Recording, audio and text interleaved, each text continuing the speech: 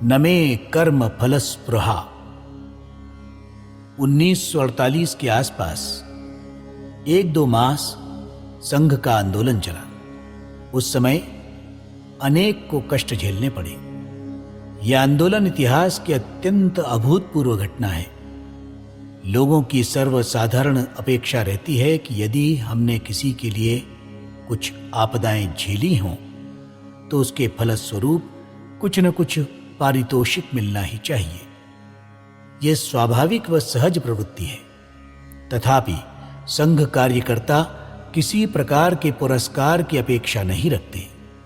जो कष्ट उठाने के लिए तैयार हैं उसे अलग से पारितोषिक अथवा अधिकार पद देने की अपनी प्रथा नहीं रही, और हम नई प्रथा का निर्माण करना नहीं चाहते।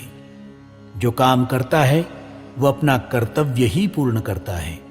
उसे कोई पारितोषिक देने की अपनी परंपरा नहीं है। वास्तव में जो त्यागी लोक सेवक होते हैं उनके विषय में जनता के हृदय का आदर कभी कम नहीं होता। वो सतत बढ़ता ही रहता है। मैंने कुछ कर दिखाया, ऐसा दर्प जिसको होता है उसका अधःपतन प्रारंभ हुआ, ऐसा समझना चाहिए। इस प्रवृत्ति के लोगों को कारावास में जाना पड़ा तो वे समझते हैं हमने बहुत बड़ा काम किया। किसी भी काम में हाथ डालते समय प्रतिफल की अपेक्षा करना योग्य नहीं। कार्य करने के लिए कटिबद्ध होने पर अच्छी बुरी परिस्थिति की हम परवाह नहीं करते। वैसी हमारी भावना ही नहीं होती। इस स्वयं स्वीकृत कार्य को हम अपने जीवन में कितना महत्व देते हैं, इस आधार पर हमारी परीक्षा होती है। हमने एक बार कार्य करना आरंभ किया तो बीच में विराम नहीं। मार्ग में आने वाली विपदाओं को हम पुष्पमाला के समान स्वीकार करते हैं। प्रत्येक व्यक्ति अपने अपने स्थान पर कर्तव्य पूर्ति में मग्न रहता है।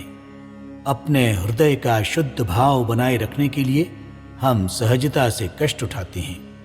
न्यूनतम कष्ट उठाते हुए साध्य प्राप्त करने की हमारी परंपरा नहीं है। निरंतरता ही अपने कार्य का स्वरूप है।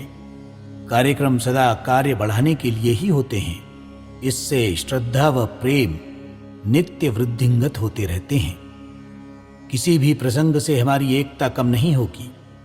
अपने कार्य की तीव्रता और गहराई का प्रत्यक्ष प्रमाण मैंने देखा है। 5-5 वर्ष संघ स्थान पर अनुपस्थित रहने वालों ने भी आंदोलन में भाग लेकर कारावास स्वीकार किया।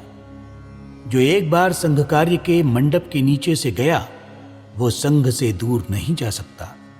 दूर रहने पर भी वे लोग जीर्ण शीर्ण नहीं होते। हृदयों को एक सूत्र में गूंथकर तैयार की गई मालिका हम संघ कार्य द्वारा बनाते हैं। गुरु दक्षिणा में किसी ने केवल पुष्प समर्पित किया अथवा केवल प्रणाम किया तो भी उस व्यक्ति की योग्यता अंश मात्र कम नहीं मानी जाती। प्रत्येक व्यक्ति दक्षिणा जिस किसी स्वरूप में अर्पित करता है वो उस समय अपना हृदय ही समर्पित करता है, ऐसा हम मानते हैं। इन स्वप्नों में ही कारा के कष्टों को हंस हंस झेला है।